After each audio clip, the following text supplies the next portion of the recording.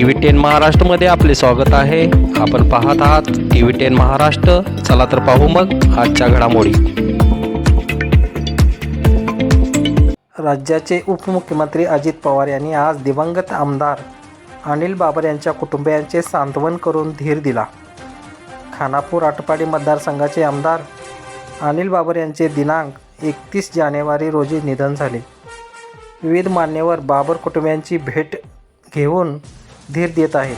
खानापूर तालुक्यातील गारडी येथे उपमुख्यमंत्री अजित पवार तसेच क्रीडा व युवक कल्याण बंदरे मंत्री संजय बनसोडे यांची भेट देऊन दिवंगत आमदार अनिल बाबर यांचे चिरंजीव अमोल आणि सुहास बाबर यांच्यासह बाबर कुटुंबियांचे सांत्वन केले व आस्थेने विचारपूस करून धीर दिला.